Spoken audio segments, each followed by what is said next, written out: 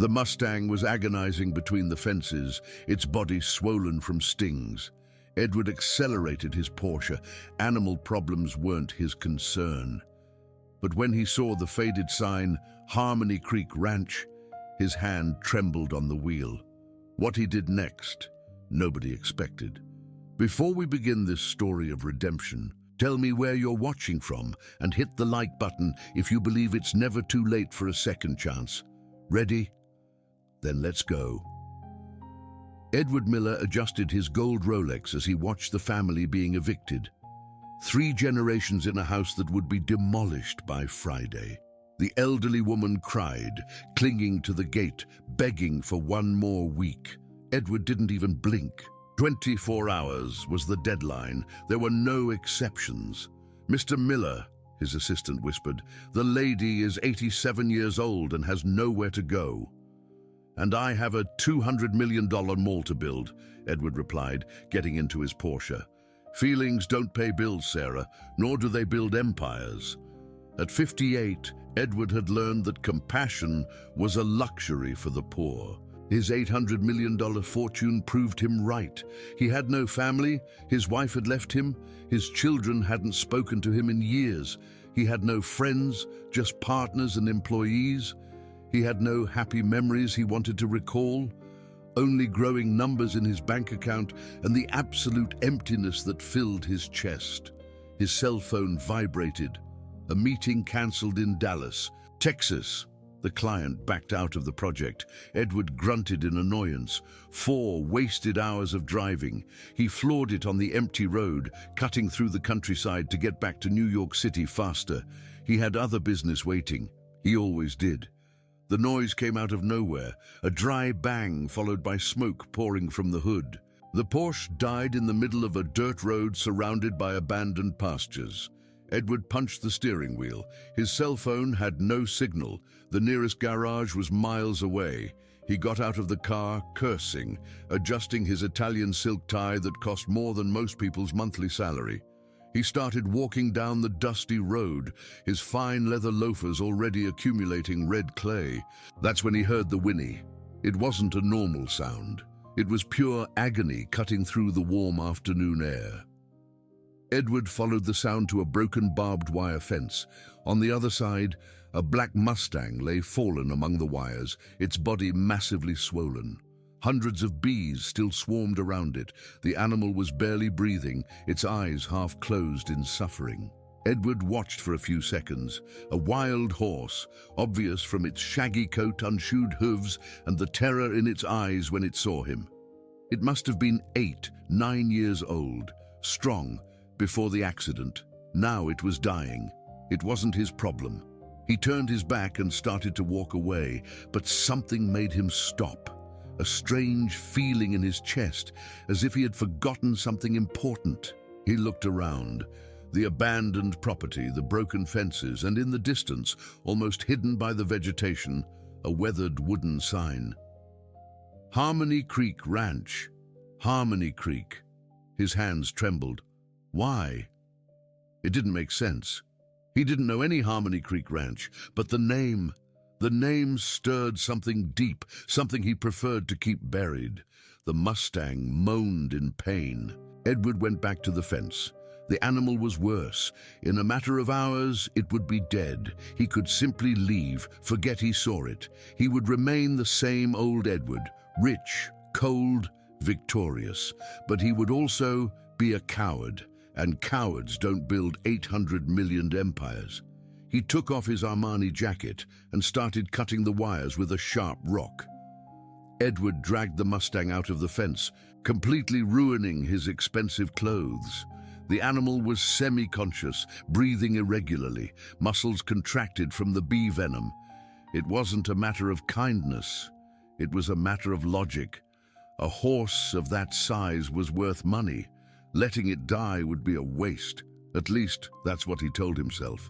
He managed to get a signal on his cell phone and called the nearest veterinarian. An hour later, Dr. Henry arrived in an old pickup truck, observing Edward with obvious curiosity. A millionaire in a ruined suit, tending to a wild horse, wasn't something you saw every day. Pure Mustang, the vet said, applying antihistamines. About 8 years old, never been domesticated. See these scars, a lifetime in the wild. You were lucky. Another hour and we wouldn't have saved him. Edward watched in silence as the man worked.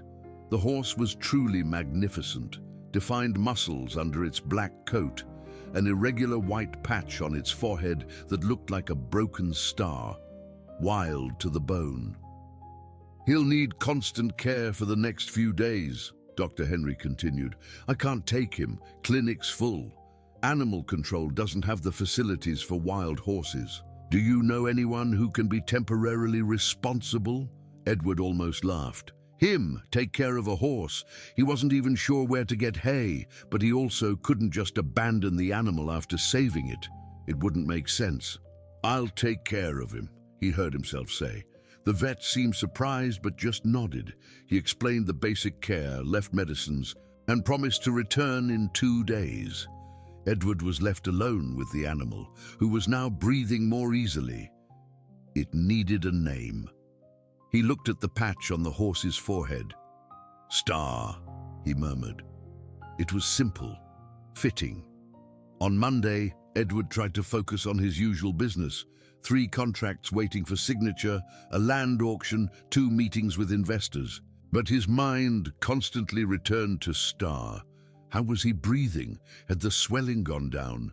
During a crucial meeting about a $50 million development, he found himself thinking about the horse instead of focusing on the numbers. This had never happened.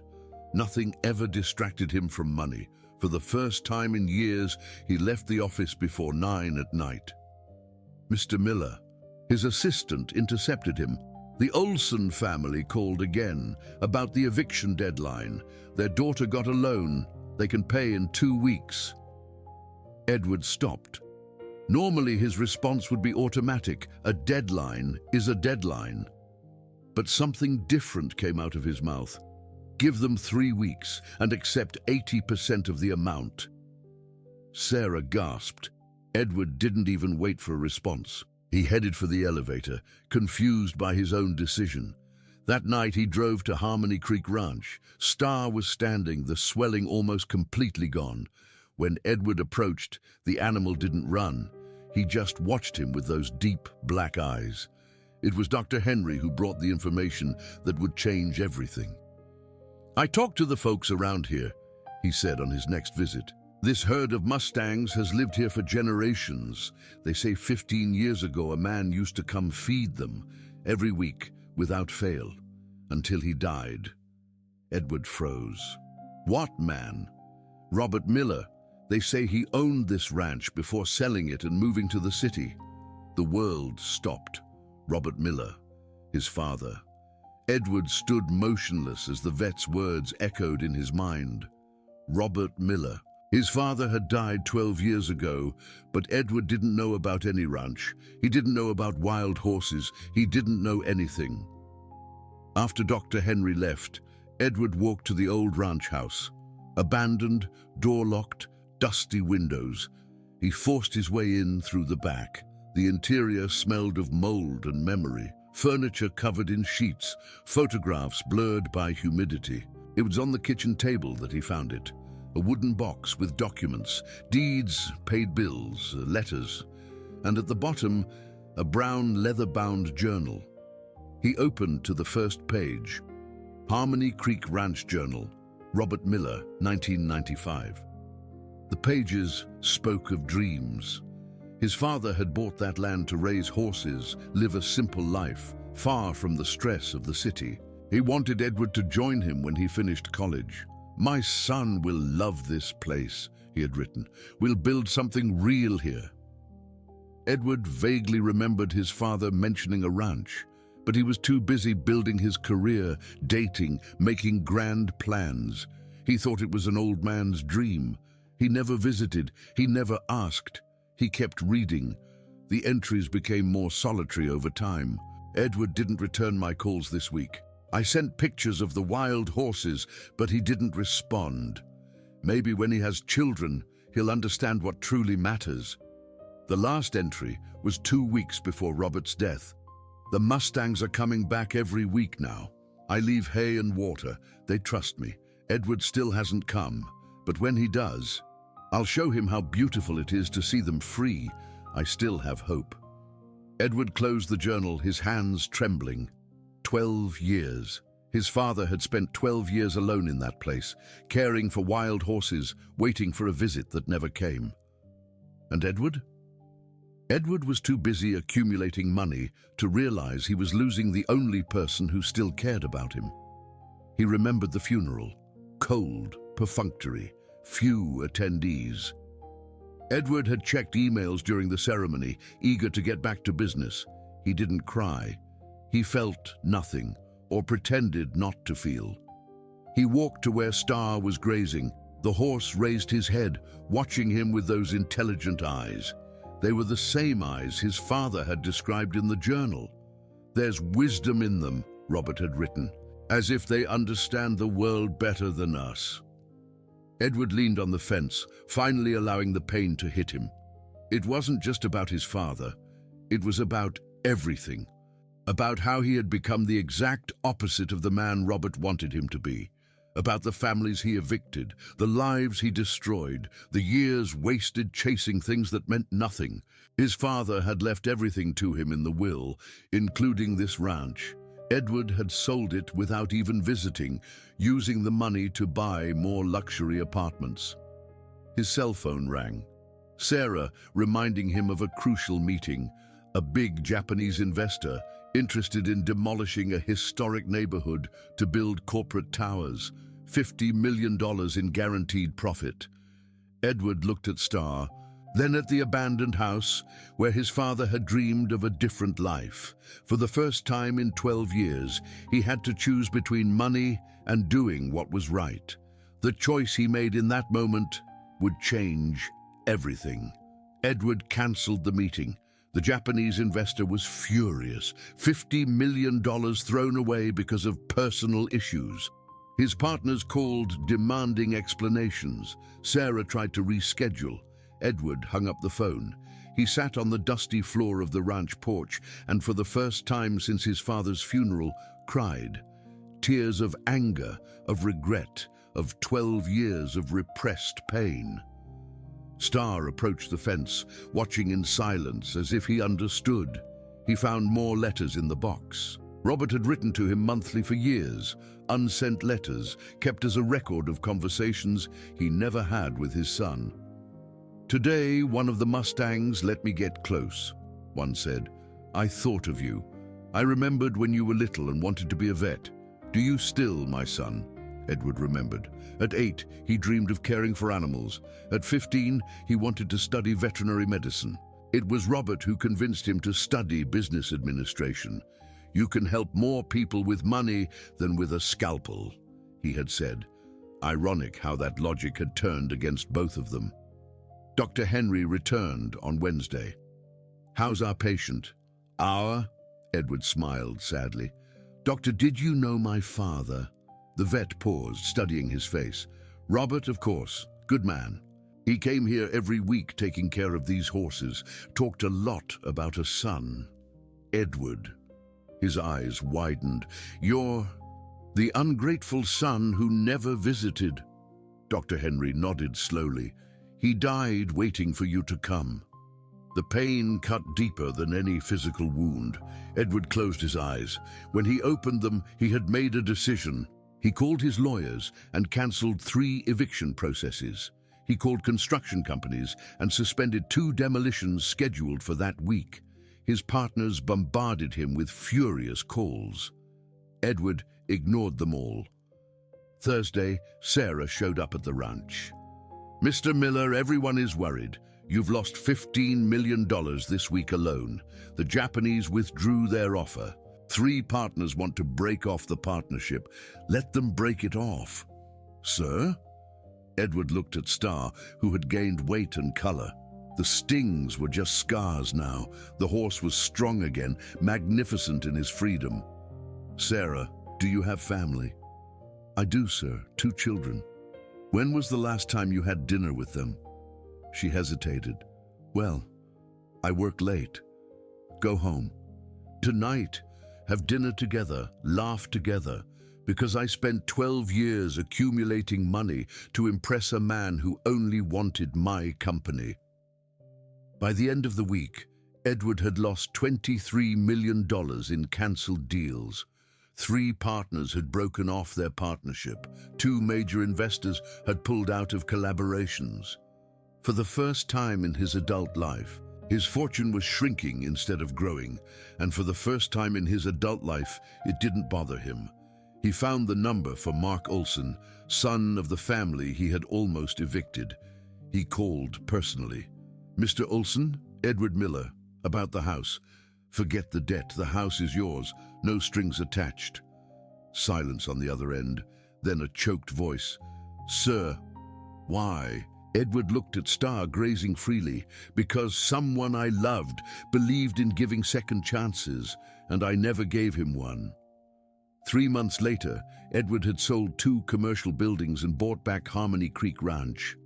Not for real estate speculation, but to restore it as his father had dreamed. He hired a small team, local people who had known Robert and spoke of him fondly. Mary Jones had worked as a ranch hand years ago. "Your father was a man of his word," she said as they cleaned the house.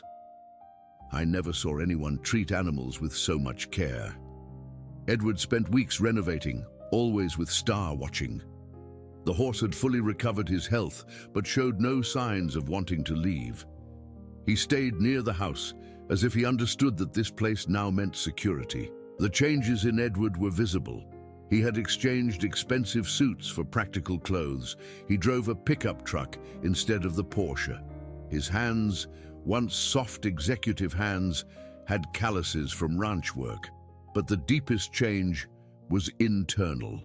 He started by visiting the families he had harmed over the years. Not all of them, there would be hundreds, but the most recent ones, those who still carried fresh scars from his cruel decisions. The Olson family was the first. He showed up at their door with the deed to the house in their name, no mortgages. Mark Olson didn't smile, didn't thank him. He just said, "Why now?" "Because my father taught me it's never too late to do the right thing. It just took me 12 years to listen." Mrs. Carol Smith was more difficult. Edward had evicted her to build a parking lot. She lost her small business, suffered from depression, and spent months out of work. When Edward showed up offering a better commercial space, rent-free for 2 years, she spat on the ground. "Money doesn't buy forgiveness," she said, slamming the door. She was right. Edward had learned that redemption wasn't about being forgiven. It was about no longer being the person who needed forgiveness. He created a restitution fund with $20 million of his own fortune. He hired social workers to locate families harmed by his ventures and offered them fair compensation. Not all accepted. Some didn't even want to talk. Edward understood. Some wounds never fully healed. Dr. Henry became a regular visitor to the ranch. "Star is doing well, but he needs company of his own kind," he said one afternoon. "There are other Mustangs in the area. We can try to bring them here." Can this ranch become a sanctuary?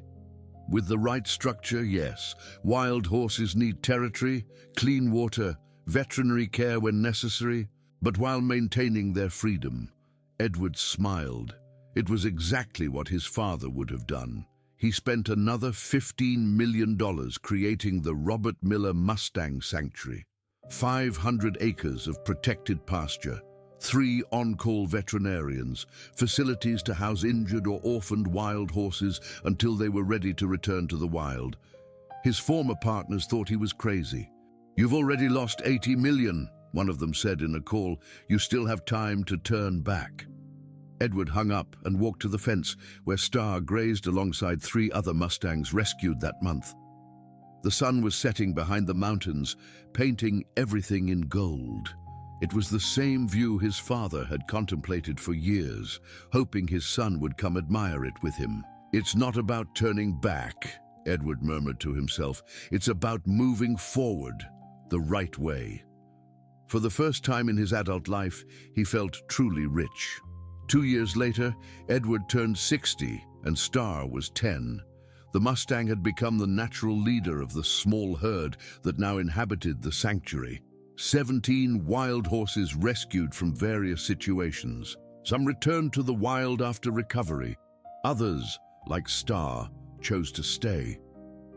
The Robert Miller Mustang Sanctuary was nationally recognized. Universities brought veterinary students for internships. Documentarians filmed the rehabilitation work. Edward received invitations to speak about animal conservation, but rarely accepted. Work at the ranch was his priority. One September afternoon, as he watched Star teach the younger Mustangs to feed from human hands without losing their natural caution, Edward reflected on legacy. In the wild, Star would perhaps have 5 or 6 more years. Edward, at best, had 20. 2 decades to make up for 50 years of wasted life. Mary Jones, now the official sanctuary manager, brought an unexpected visitor. "Mr. Miller, this is Michael Reed. He says he wants to talk about a family situation."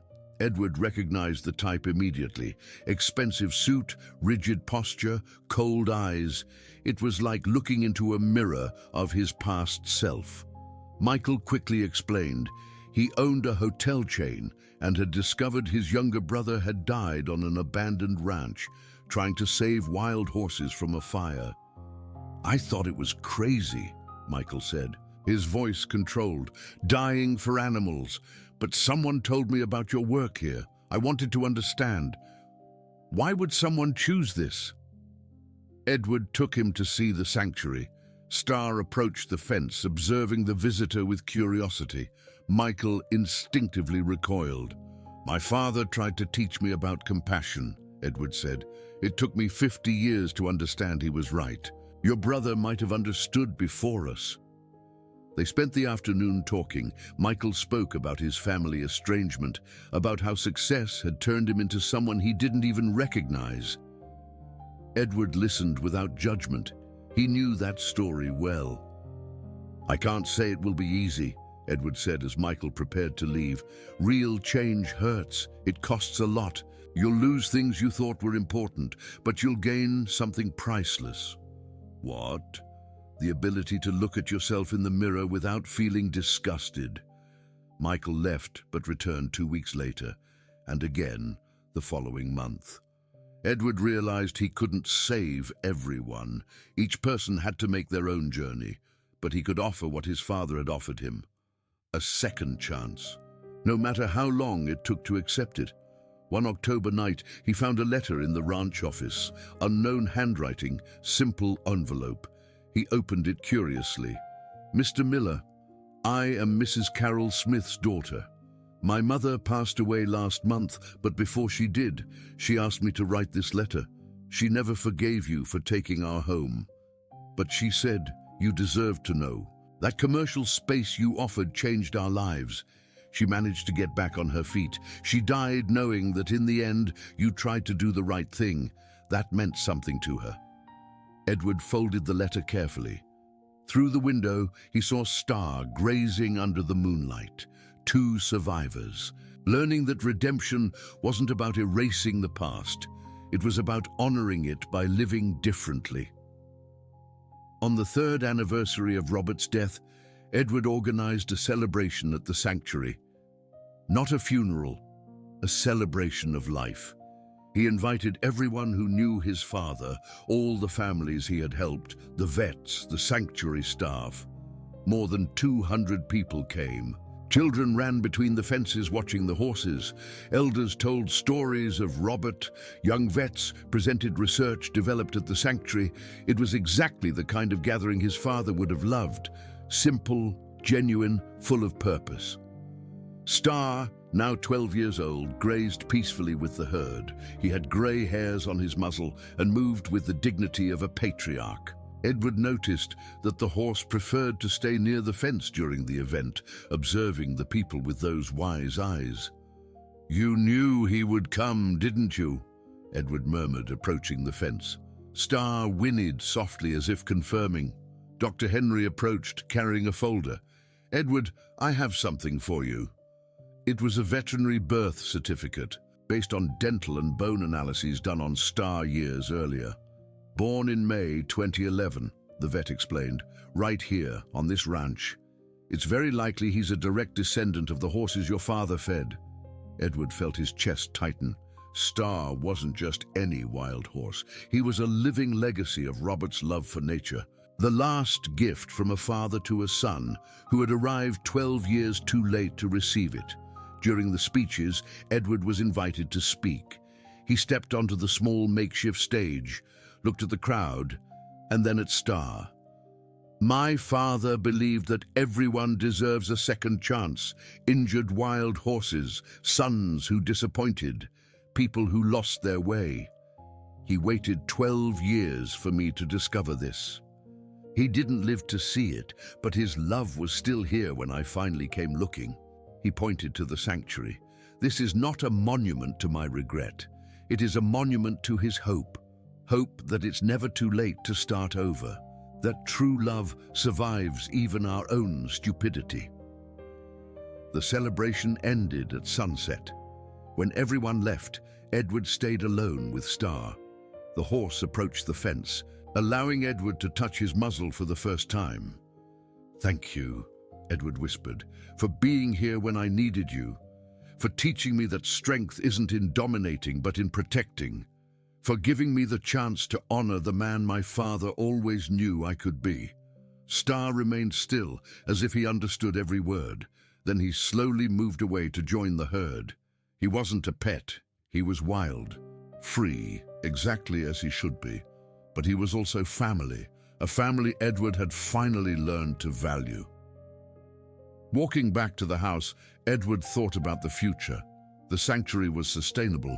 The families he had harmed had new beginnings. His fortune, reduced but still substantial, would be left to continue the conservation work. He couldn't go back and be the son he should have been. But he could be different today, and tomorrow, and for the time he had left. Robert believed in second chances. Star had given him his. Now, it was his turn to pass that on. The circle was complete. The prodigal son had finally come home. This story is about regret, about words we didn't say, calls we didn't make, people we left behind while chasing things that don't matter. If you have someone you love, but are distant from due to pride, anger, or being too busy, don't wait to need a wild horse to teach you what truly matters. Call, write, show up. Because unlike Edward, you still have time. And if this story reminded you of someone, or if you believe in second chances, share it. We never know who needs to hear this today. Thanks for watching. See you in the next story.